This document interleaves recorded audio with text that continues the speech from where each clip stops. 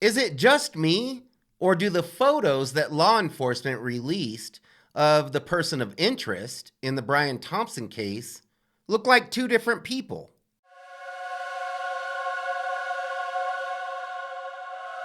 Hey everyone, it's Lucky with Unfiltered Lucky. And today I want to talk about some updates in the case of UnitedHealthcare CEO Brian Thompson. Now, a lot of information is coming out because law enforcement is actively searching for the individual who took Thompson's life on Wednesday morning in front of his Manhattan hotel. First, let's talk about the photos that law enforcement released of who they believe is their person of interest. Now, the individual in this photo seems to be wearing a different jacket and carrying a different backpack than the individual in this photo. The individual in this photo is the person who law enforcement believes showed up to New York 10 days before the crime, was staying at a hostel, and even stopped to grab himself something to drink right before he committed the crime. Now, this individual is wearing what appears to be a light olive green or maybe even a khaki colored jacket with large pockets on the chest area. He also appears to be carrying a black backpack. The person seen on camera carrying out the crime in front of the hotel is wearing a darker jacket, possibly a dark brown jacket. And he's definitely carrying a light gray or light beige backpack. So the pockets on these two jackets don't match. And the backpacks are two totally different colors. So is this two different people? Are we getting information from law enforcement about the person who was seen at the hostel rather than the actual person who committed the crime? Now, I realized this right away. As soon as I saw these photos, I realized that these people appear to be wearing two different jackets, and they're definitely carrying two different backpacks. Now, a lot of you realize that as well, because there were a lot of comments on my video yesterday about the differences in these two individuals. So here's the question. Are the details that are being released by investigators about this person, or are they about this person? It doesn't make sense because it would seem as though investigators would realize that these two people are wearing different clothing. They're carrying a different backpack. So why would they continue giving us information about this individual? It doesn't appear that these two individuals are the same person. This is the person that law enforcement believes arrived in New York 10 days before the crimes occurred. They also believe that he was staying in a hostel. You can see his entire face in the photos, and he even appears to be smiling and talking to someone. But this person does not appear to be this person. So is law enforcement maybe looking at two separate people and telling us information about this person and relating it to this person? In my opinion, this is two separate people. Now, I could be wrong. This is just my opinion. But it seems odd that they're wearing two different jackets and carrying two different backpacks. Now, is it possible that whoever committed this crime, the actual person who committed this crime, dressed to blend in with the rest of the people on the Manhattan streets? Maybe he knew that this would cause some confusion in the investigation. Now, law enforcement appears to have found a light gray backpack that was ditched in Central Park. It appears to be the same backpack that the individual who committed the crime is seen wearing in the camera footage as the crime was being committed. Not this backpack that this person is wearing. These are two totally different backpacks. Now, in the backpack that law enforcement found in Central Park, they said that it contained a Tommy Hilfiger jacket as well as Monopoly money. So it appears that this perpetrator may be playing games with investigators. Law enforcement came out and did a press conference, and they said that they located a cell phone in the alley where this perpetrator was seen running right after he carried out this crime.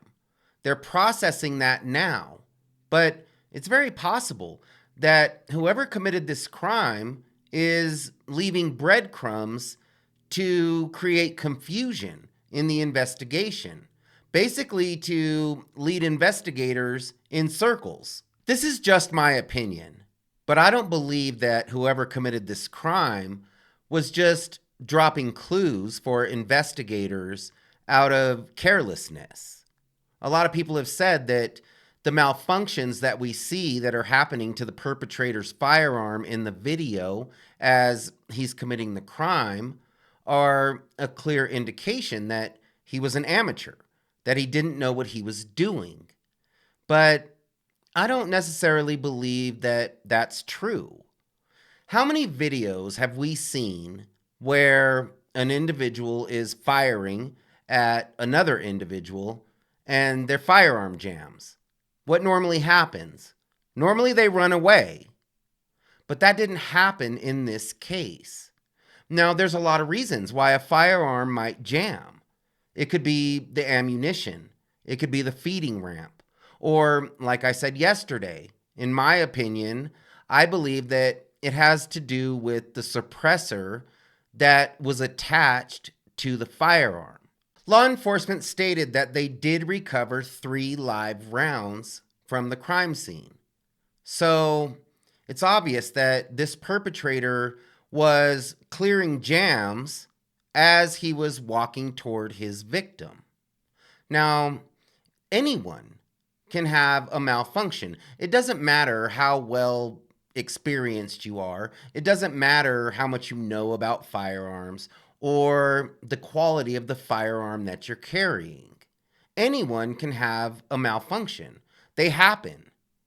But this individual was able to clear those jams calmly and collectively, and he was able to complete his task. Sometimes, if your equipment malfunctions, someone who knows what they're doing is going to figure that out and figure out how to complete that task. It doesn't have to be pretty. It just has to be effective. I just don't believe that these two individuals are the same person. I don't believe that whoever committed this crime was staying at a hostel and showing his face in front of the cameras. I don't believe that this individual was grabbing something to drink just minutes before he walks over to the hotel and takes Brian Thompson's life. I believe that this crime was a lot better planned out than that. A lot of people are saying that if he really knew what he was doing, he wouldn't have carried out this crime right out in the open in front of witnesses. But if you think about it, where is he? He's in the wind. He's gone. He completed his task and now he's gone. So his plan couldn't have been that bad. You know, he was able to walk up to his target in the morning hours, right out in the open, in front of witnesses, take that person's life while having to work around a firearm that's malfunctioning, and he disappeared. He's gone. So the plan was successful. It was effective. You know, someone who's going to go after a high-profile target, such as the CEO of UnitedHealthcare, might not have a lot of opportunities to get to this person while they're alone.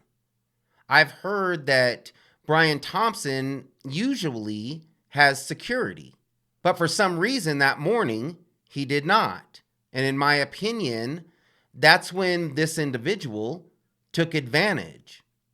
So It might not have been pretty, but it was effective. It's not an optimal situation for this perp to have to take the life of his target right out in the open, but he accomplished his goal and he was able to escape. So law enforcement is saying that they're close to catching this individual. But what individual are they talking about? Are they talking about the individual that was at the hostel? Or are they talking about the person that we see on camera who's actually carrying out the crime? Now, as I said in my last video, I don't condone what this individual did. I'm just saying that this person, in my opinion, has planned this out a lot more than people think.